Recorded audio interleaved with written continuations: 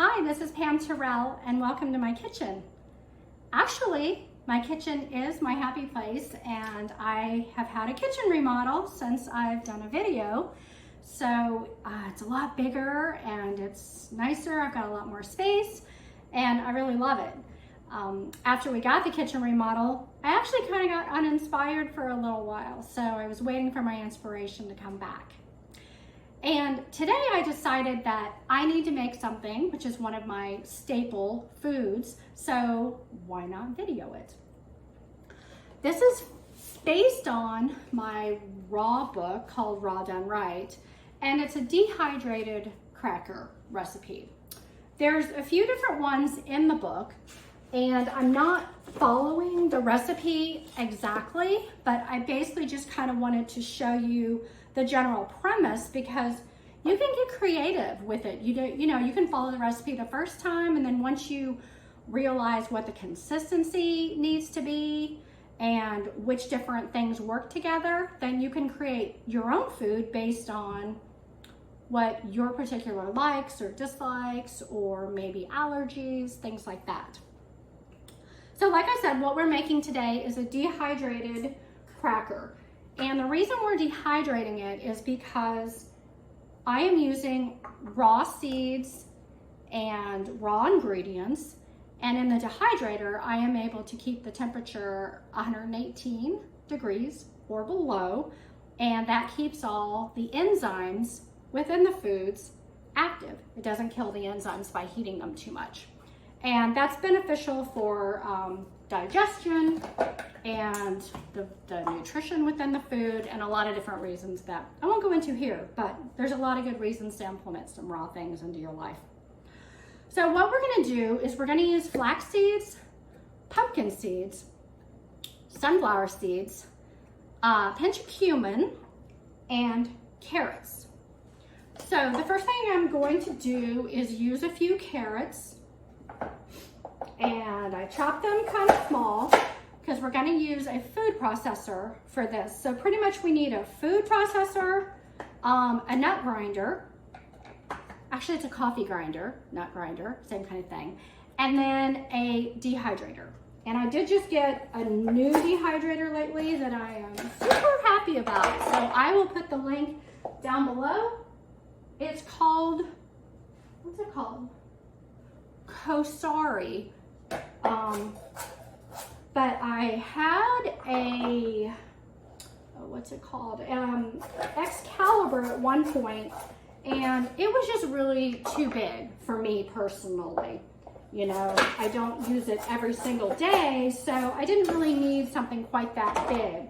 So this one that I have now is a little smaller than that, but it still enables you to get the same benefits because you're able to take some of the trays out. If you have, something that you're putting in it that's a little bit thicker, you're not confined to certain widths.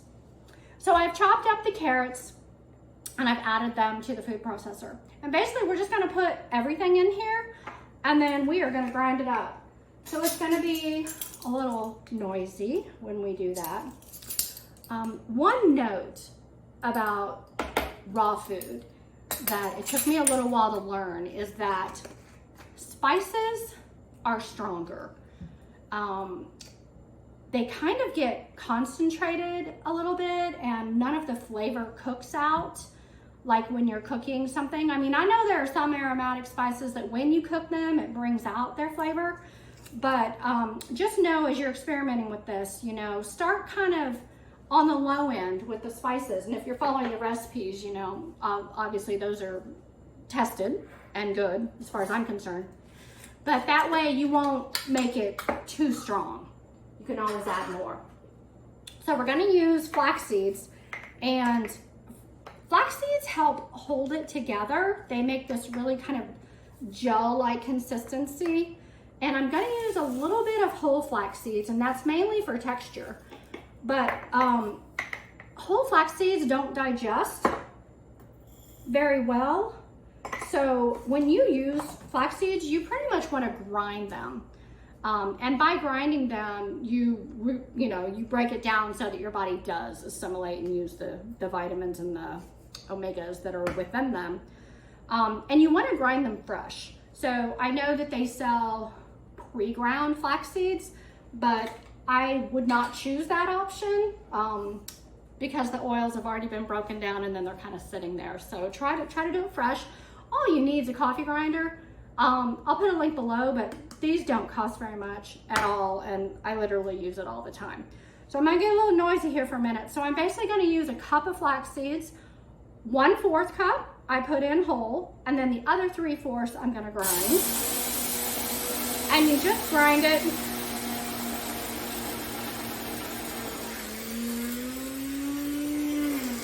You just grind it till it's kind of powdery, basically. So that's one. I'm using 1/4 cups here.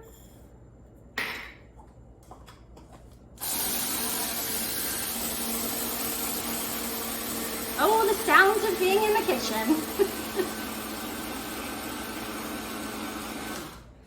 Between blenders, grinders, food processors, juicers, like,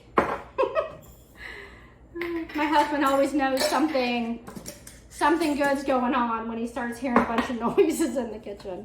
All right, last one.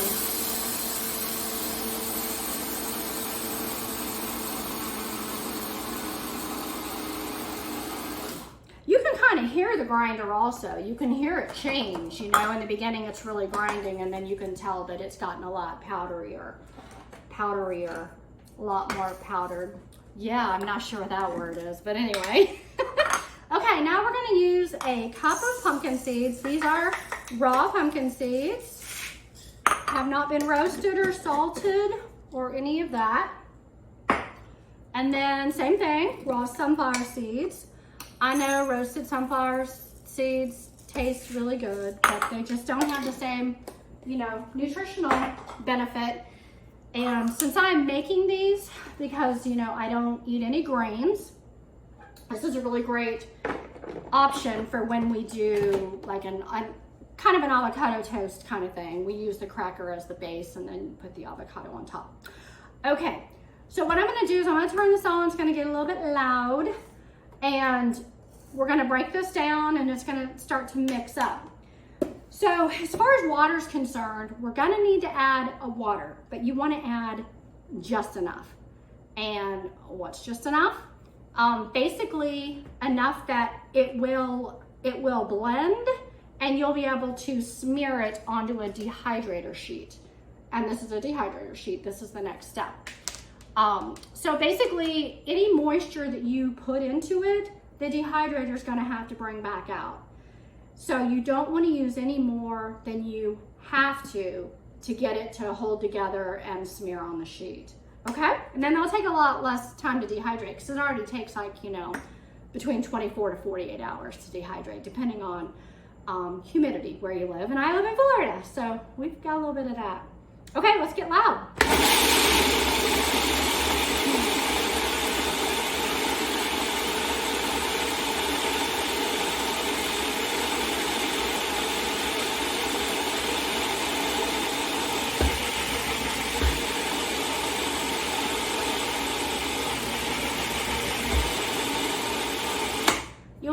I am not afraid to shake this a little bit. As it starts to break down, some of it kind of starts to get on the edges. So I just give it a little shake and that, you know, makes it start mixing in a little bit better. We are gonna need to scrape the sides a time or two. This Vitamix scraper is the best thing ever. And you can get them on Amazon also. Maybe I'll put a link for that. Okay, so now what I'm gonna need to do is start adding the water, okay? You can see it's not really moving very much anymore.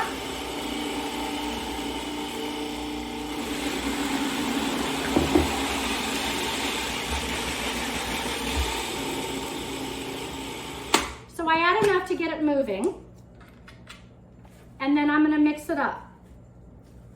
I'm gonna scrape the sides down. I wanna make sure the water's not just all on the bottom, and it's not. And honestly, the flax seeds, they do absorb a lot of water. So you want to kind of do this process, I don't want to say quickly, like you have to rush, but the longer that it sits, the more water you're gonna need to add.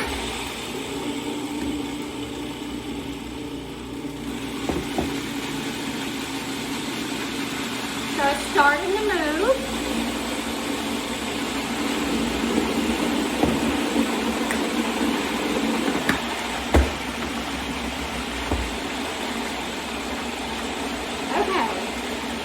Now you can see it kind of starting to move. It's starting to kind of look like a dough, which is basically what we're going for. Okay, yeah, that's good. Okay, so now I'm just gonna mix it around. That's probably enough water. So I wanted to get a little bit of the chunks out of it. I want it to be a little bit smoother. So I'm just gonna let this run for a minute. And while I let it run, I am going to get the dehydrator sheet, one of them, and I'm going to put a little bit of olive oil on it. Not very much, because number one, if you put very much, it's going to be hard to smear the dough onto it because it's not gonna wanna stay down. It's gonna wanna come loose because of the oil. But what it does is it makes it easier when you are dehydrating it, because you're going to put down the oil, you're going to smear this out, and I'm gonna show you how to do that in just a second. And then you're going to score them so that you can easily break them when they're done. But when they're about halfway done, you're gonna flip them in the dehydrator and you're gonna get them off of this sheet. And when you do that, it's really helpful to have that little bit of base of oil on the bottom, because it helps the cracker come off a lot easier and not leave, you know, pieces on it. And you can basically remove it from here a lot sooner. And that's gonna lessen the amount of time in the dehydrator, because when you put it directly on the dehydrator sheet, the rack, air can get to it.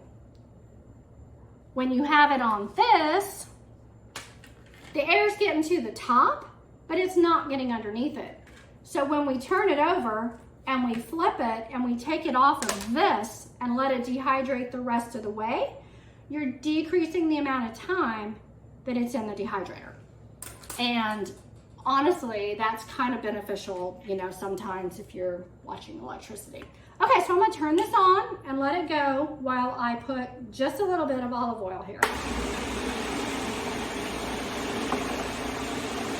I sat here long enough that it needs a little bit of water now.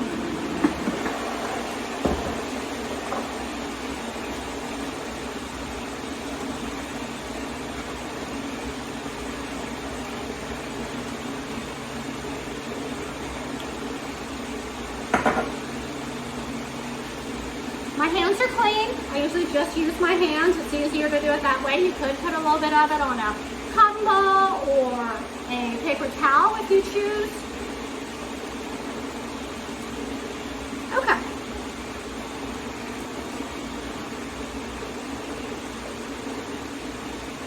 And this is getting pretty smooth here. It's looking like a really nice dough. Okay, simple as that. We're halfway to crackers at this point. Okay, so what we're gonna do now, you can see this, you can kind of see the consistency. Okay, right? Kind of doughy, sticks together because of the flaxseed. And what I'm gonna do is I'm gonna spoon some of it onto here, just kind of spread it out. I can say this recipe will probably make either 2 sheets or 2.5. It depends on how thick or thin you spread it. This has a little lip on it, so you know you're doing like about, oh, I don't know, maybe 1/2 inch. If they're too thick, they're harder to eat. If they're too thin, they don't hold together. So, you know, it's one of those recipes and things that it may not be absolutely perfect. You may have to have a little trial and error with it, you know, and especially different ingredients that you might use in it could make a difference too, because some have more water content. Okay, so what I'm gonna do is I'm just spreading this out onto this sheet, and I'm gonna make it level with the sides because this sheet is exactly the perfect size for the crackers that I wanna make.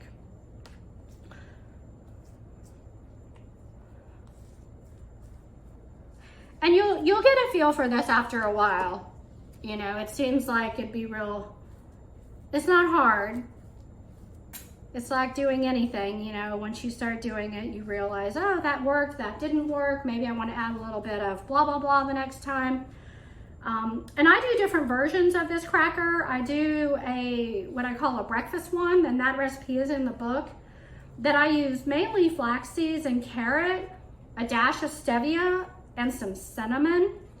And I like that one because it's a little bit sweeter. Can have it for breakfast with maybe a sliced banana, a little bit of honey drizzled on there, maybe a type of nut butter.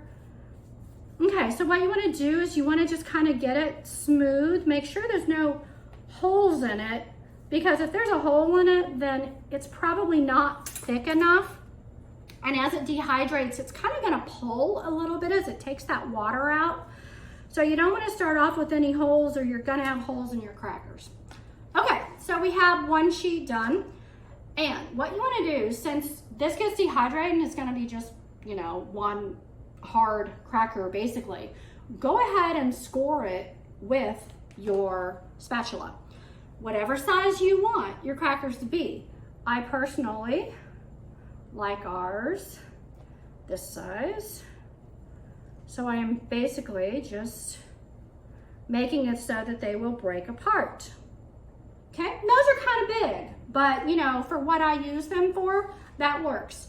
If I was gonna make them to have with maybe, you know, to dip or something, I would probably make another cut.